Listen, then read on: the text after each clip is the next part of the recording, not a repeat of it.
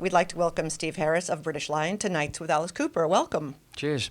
So, a few years ago, you did a great tour with Alice, but you have some more Alice connections. Tell us about it. Yeah, because my daughter's band, first time she supported in a reasonably large venue in like a large theatre in the UK in Sheffield, was supporting Alice Cooper. And after the show, I went back and saw him and that. And Chucky's bass player recorded me for, Alice did an interview for his show.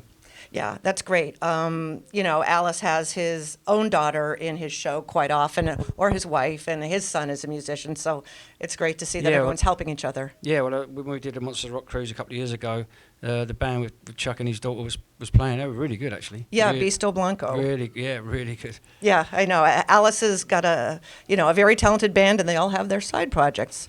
Which is a segue, speaking of side projects. I don't know if this is how you term this, but I guess technically British Lion, your band, is a side project versus a solo album, a solo career choice. Is that how you would put it? It's a side project, yeah. It's become evolved into a band now, so it's definitely, I wanted it to be that anyway. I didn't really feel comfortable with the solo thing. It wasn't really that, but it's just how it kind of started off. But now, it's after playing live for so many years with the band, it's really definitely evolved into a full-blown band. So, right. Yeah. So what I'm excited about, the whole record sounds great. I know you haven't released everything yet, but by the time this airs, hopefully people will have heard the whole record. I just think the way it kicks off, that City of Fallen Angels, it's so live sounding and almost punky. I think that was just a great kickoff. So tell me a little bit about that song, and was it recorded like live, all of you together in a studio? Yeah, all the songs are recorded in that way. We did a tour in Europe, and then we went straight into the studio and recorded, so it was a very live feel. And our out front sound guy, Tony Newton, was the one that recorded the stuff, so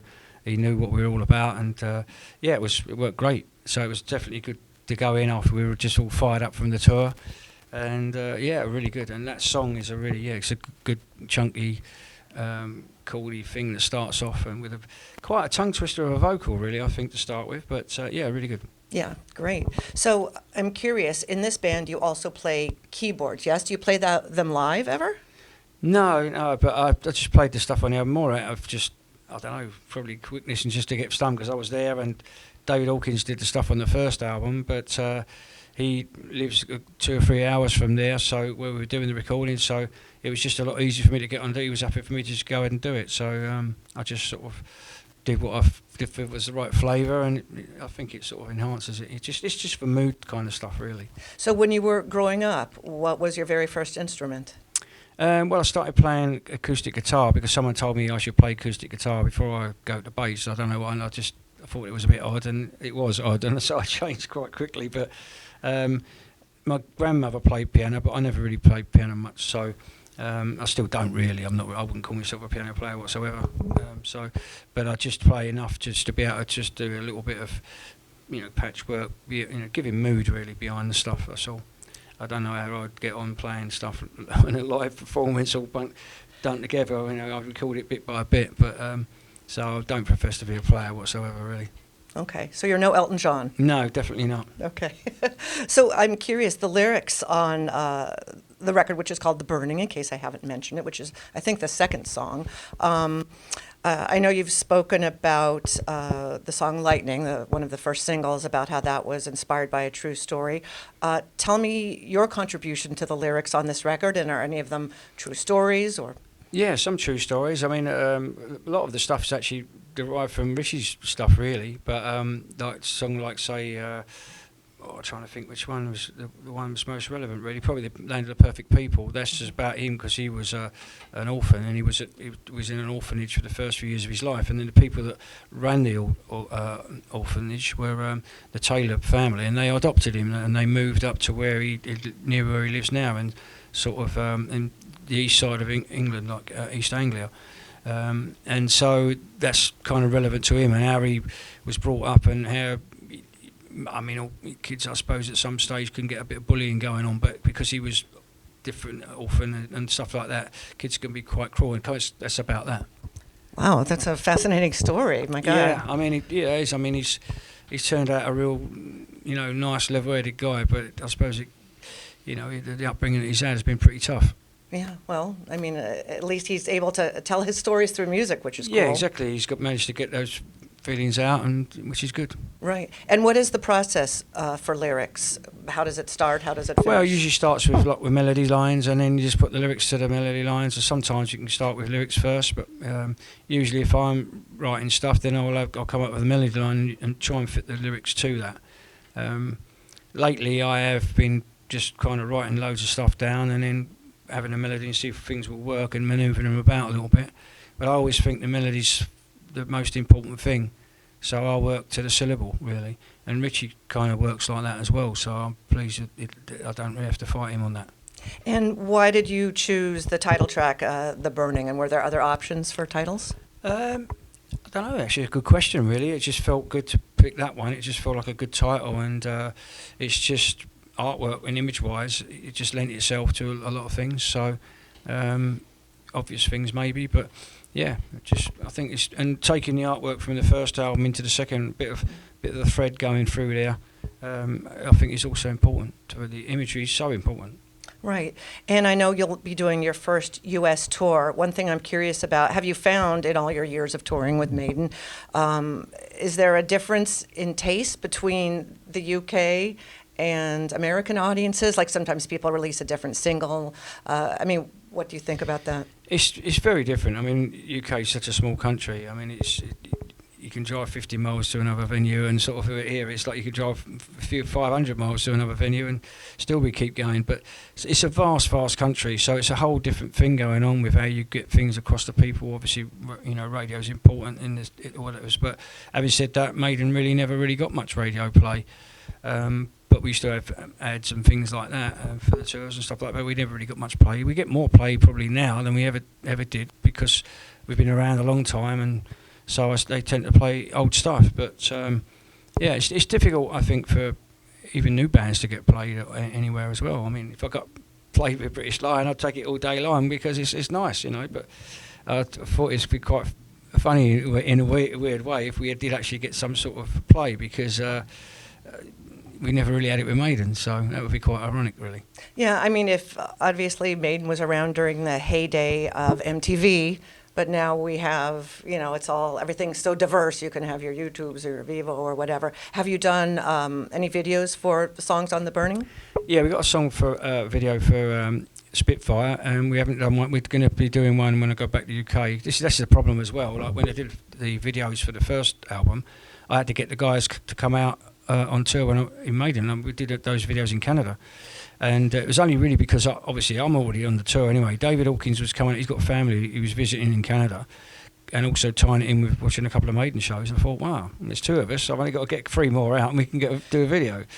So that's what we did with that. But now, obviously, this time round, I'm going back to England. They're all there, and so we're gonna do over the Christmas period. We'll do a couple more videos, I think. So obviously you have a very distinct playing style that people know and love in Maiden. How does that carry on in British Lion? Do you specifically try to play differently? Does the music just make you play differently, or what's your take? Same rig also? I don't think I really tried to play style-wise that different. I just maybe tried a few different sound things going on with the first album. And then we toured, and then I just went back to playing where I normally play live with Maiden. And it's just, I just thought, you know what, it does what it says in the tin, my sound, that's it. I think I should just stick to my sound, that's me. And, you know, tinkering around with my sound is probably not the way to go. And I think it's better, it actually sounds a lot better, I think, with the band now.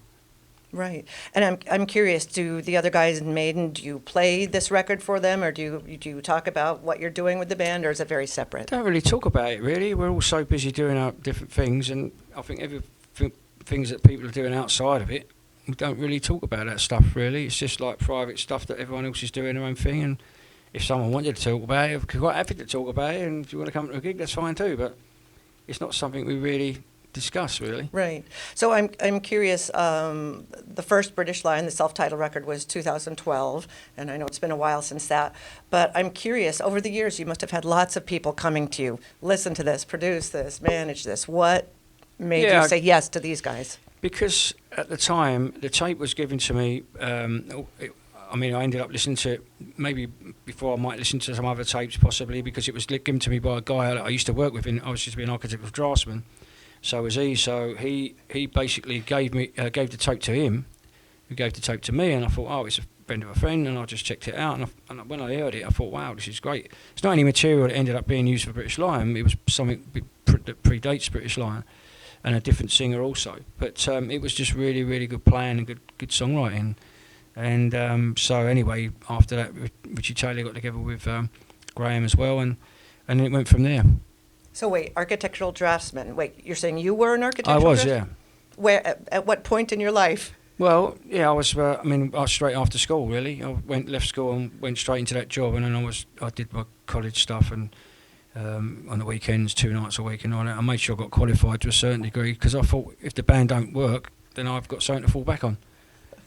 Wow. And so does that mean you're not actually designing buildings, but you're doing kind of the layout plans, or? Yeah, you do some designs as well. I mean, at that time, obviously, when you're starting off, you just do drafts of whatever else someone else is designing, but then you sort of graduate to doing your own private jobs and stuff like that, and a couple of you get on to doing a couple of bigger projects.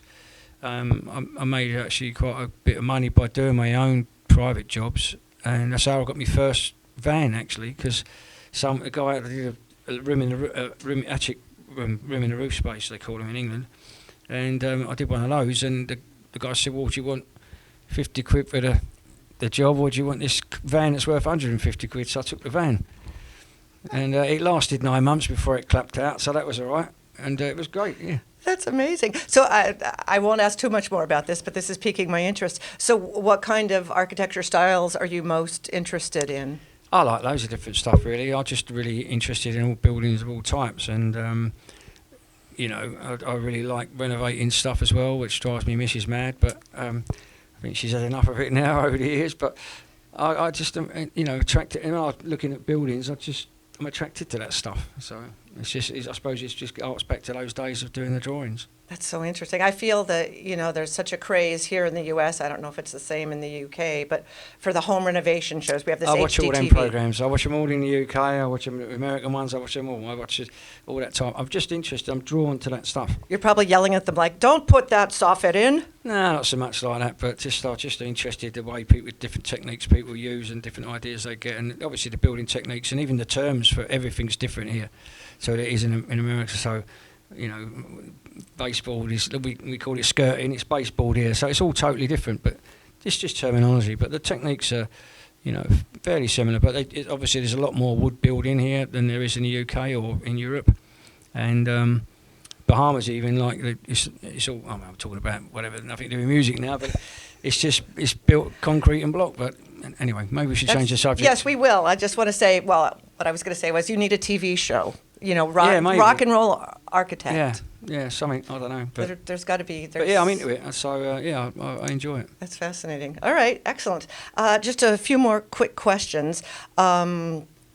The tour, which again will be your British Line first in the Americas here, will you have an opening band? Does your daughter still have a band? Who will support you? Yeah, we got a band called it's just 2 guys, a drummer and a guitar player who sings, and called the Picture Books. And when I checked them out, I thought, oh, they've got this very American, like, biker type of vibe going on with them.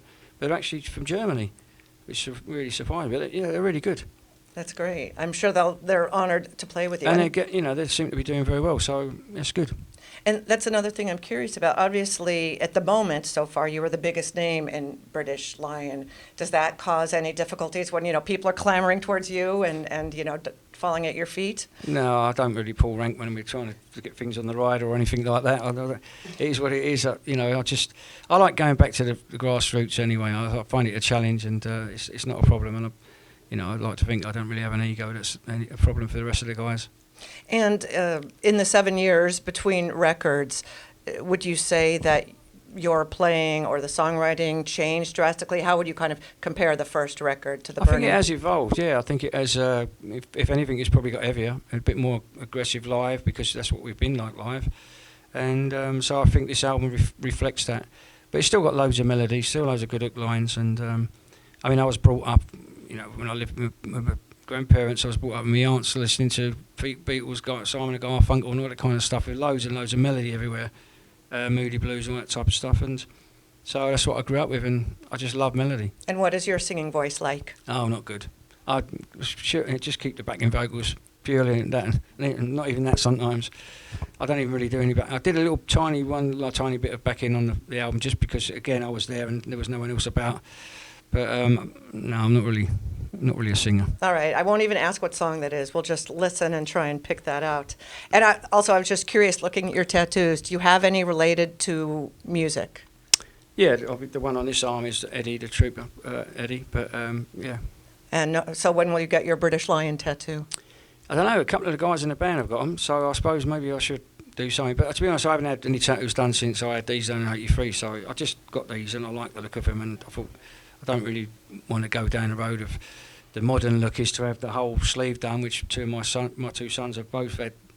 Actually, the opposite arms. One's got the right arm, and the other one's got the left arm. So if they make a good photo together, but yeah, I've got the whole sleeve. It looks fantastic, but that's a more of the modern look, I suppose. But I'm not really sure I want to get another tattoo, really.